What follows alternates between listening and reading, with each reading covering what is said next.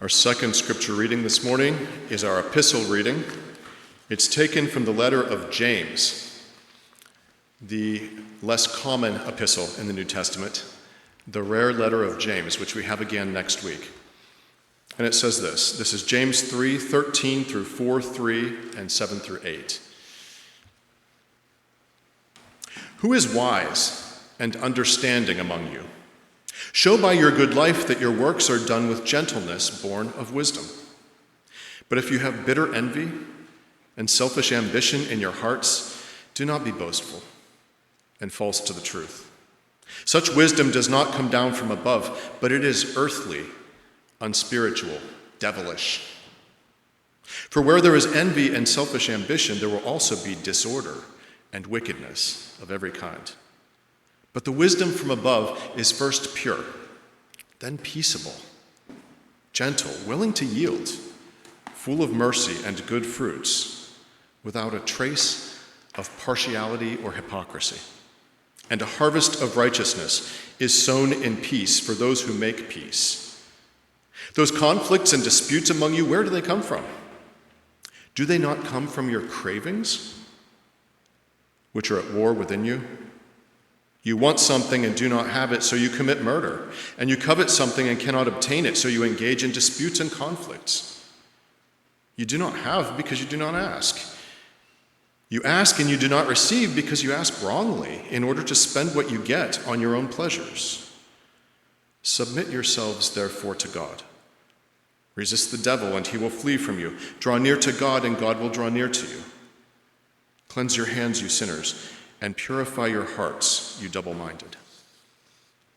May God bless to our understanding this reading from God's holy word, and to God's name be glory and praise. Amen.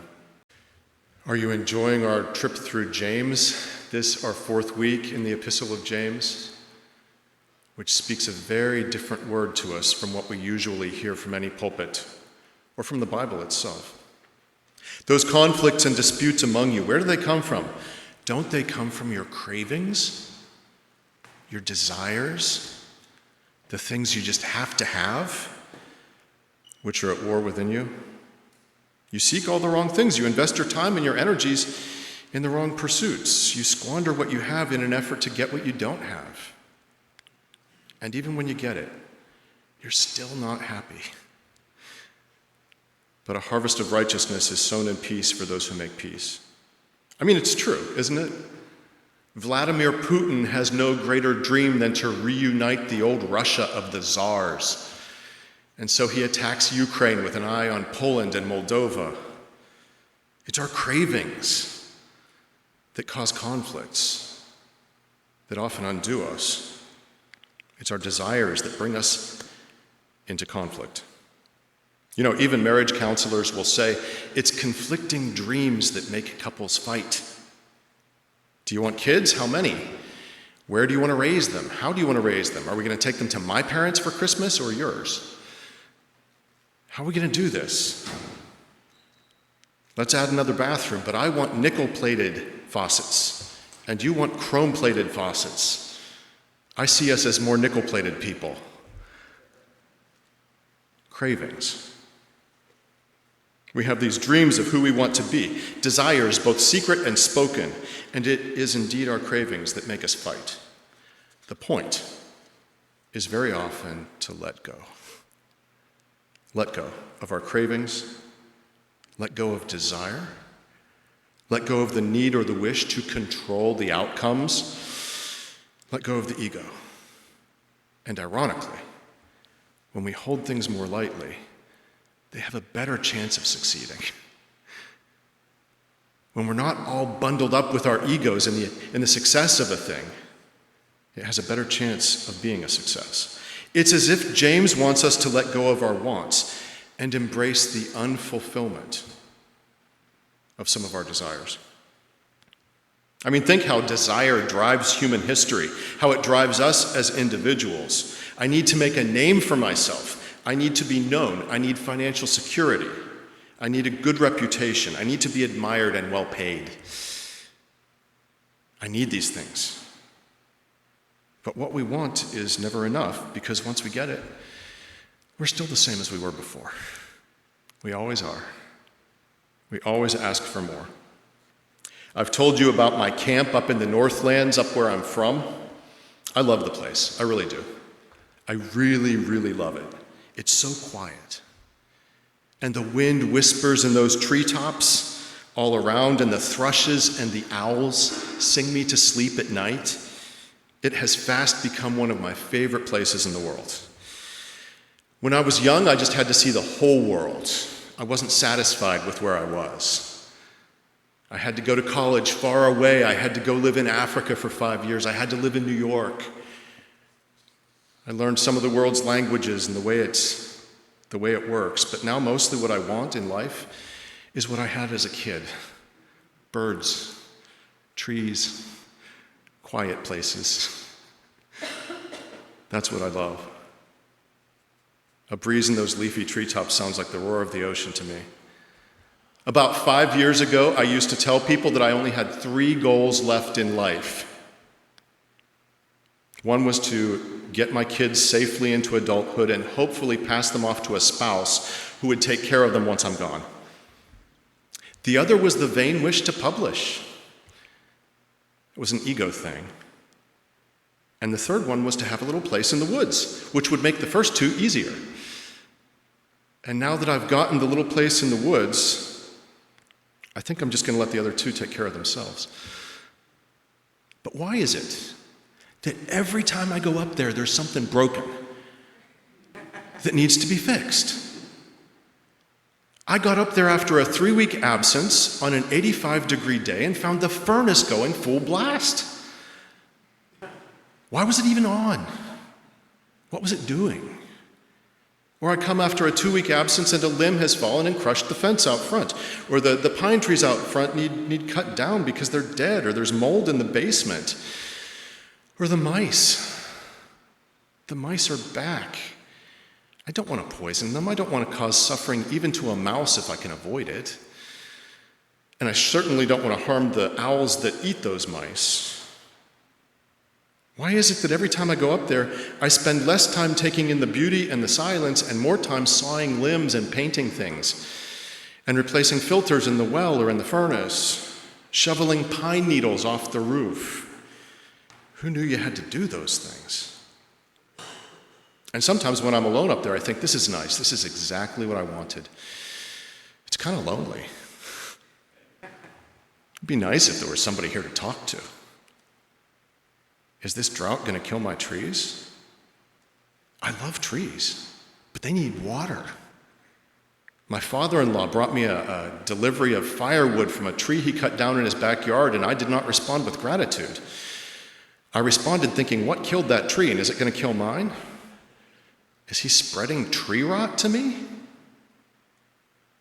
I got one of my life's long desires, and I do not regret it. I love it, but it came with a whole lot of worries and a whole lot of anxiety that I did not expect and did not want.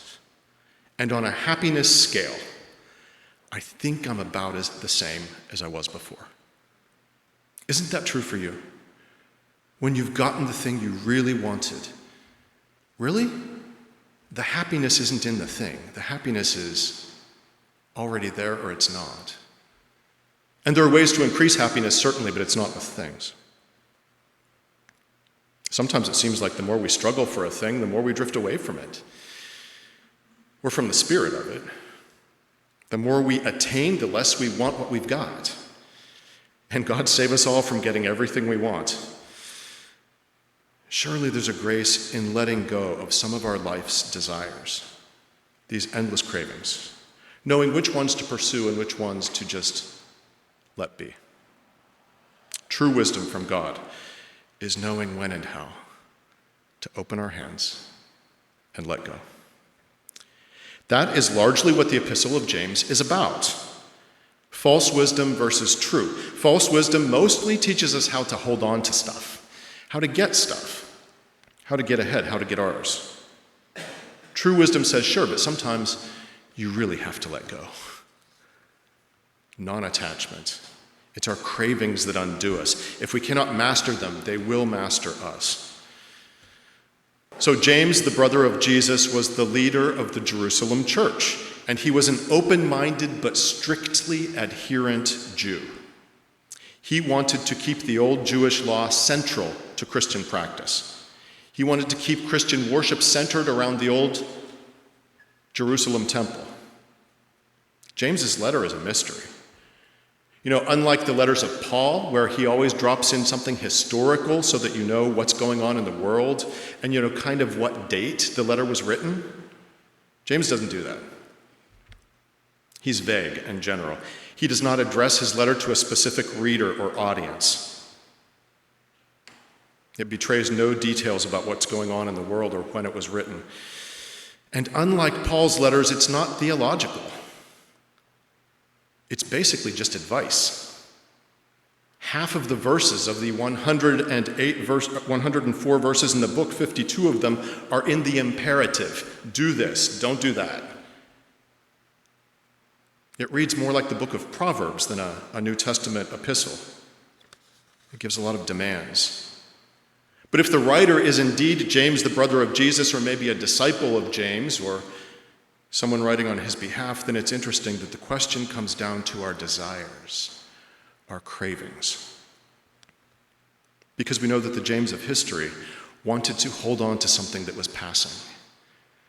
He wanted to hold on to his vision of what faith ought to be, the sacrifices in the temple. He wanted to hold on to a world that was ending. The faith was growing among Gentiles, not among Jews. And James, like all good preachers, is speaking as much to himself as to anybody else when he says that it's our desires, it's the stuff we cling to. It's our cravings that get us stuck. Sometimes we need to let go of something we want. James needed to let go of the comforting religion of his childhood and let the winds of change blow over the church. And Jimbo, I feel your pain. I really do. James contrasts conventional wisdom with sacred wisdom. What does conventional wisdom teach us? It teaches us mostly how to get what we want, doesn't it? Or how to keep it. Or how to cope when we don't get what we want. It basically teaches us you get what you give. God helps those who help themselves. That's our conventional wisdom. What comes around goes around. I think really the only religious idea in the world today, or at least in America today, that really captures people's imaginations and that most people probably believe in is karma. You're going to get what's coming to you in the end. You do bad, you get bad. Cosmic paybacks, divine revenge. Many people make a whole life on the conventional wisdom of their day. A stitch in time saves 9. Spare the rod, spoil the child. The early bird gets the worm. Beauty is only skin deep. Time heals all wounds. Everything happens for a reason. Conventional wisdom either tells us how to get what we want or how to cope with it when we don't. But it can go dark really quickly, can't it, conventional wisdom? Father knows best. The man is the head of the household. Children are to be seen and not heard. Or that spare the rod, spoil the child thing maybe too. This is a kind of folk wisdom, and every culture has it. It's a default worldview that usually goes unchallenged by the majority of people. It's a tit-for-tat way of thinking. But it doesn't prove true, does it, in our lives? We don't always get what we deserve. Work hard, they told us. Work hard and you can be anything you want. You can do anything. You can achieve anything with hard work. Doesn't matter where you started in life, as long as you work hard. This belief is deep in our culture, and yet we've known people who've worked hard and never got much of anywhere, my grandparents. We've known people who've gotten what they haven't deserved, scoundrels who won the jackpot. We've seen injustices befall people who deserved better. We've seen beautiful lives, promising lives, meet great unhappiness or even death prematurely. Our conventional wisdom doesn't know what to do with these things. And James calls our conventional wisdom devilish. I like that word. Sometimes it gets in the way.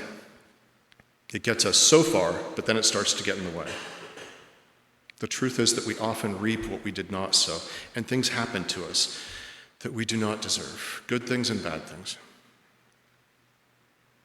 There is a Taoist principle that exists in Christianity, but we don't emphasize it nearly as much as the Buddhists and the Taoists do. It is the principle of non-attachment. Don't get too attached to stuff. Let go of your desires. Let go of expectations and flow. It's all about flow.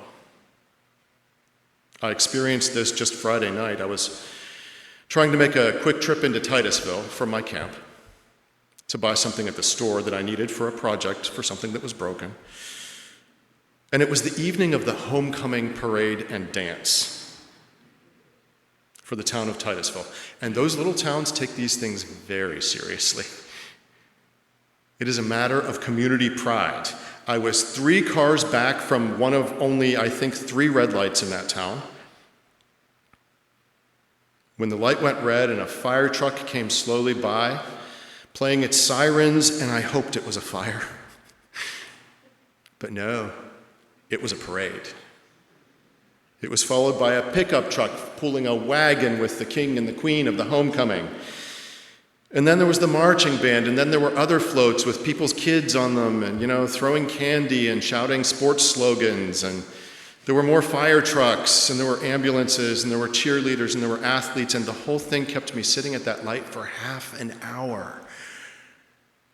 About the first 10 minutes, I fretted, and I thought about doing a 9-point turn and going back the way I came, where the roads would still be closed. There was no escape. And after about 10 minutes, I said, you know what? This is a parade. Everybody loves a parade, right?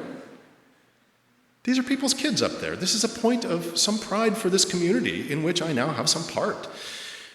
Why don't I just try to enjoy the parade? Why don't I just let go of my expectations and my agenda? And if they throw me a piece of candy, take it. Why don't I just try to enjoy the parade? Maybe just let go.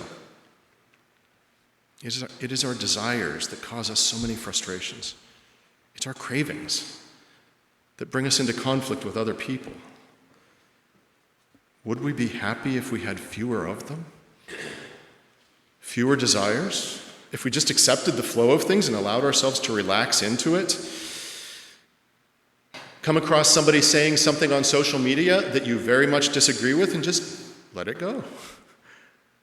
Don't engage. Over here, as I did recently, someone saying that Pittsburgh is the dirtiest city in the country, and just let it go. I like my city. I don't need other people to like it.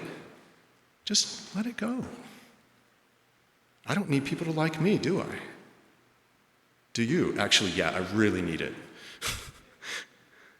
But I don't. And that's maybe a thing I could just let go. Can you let that go?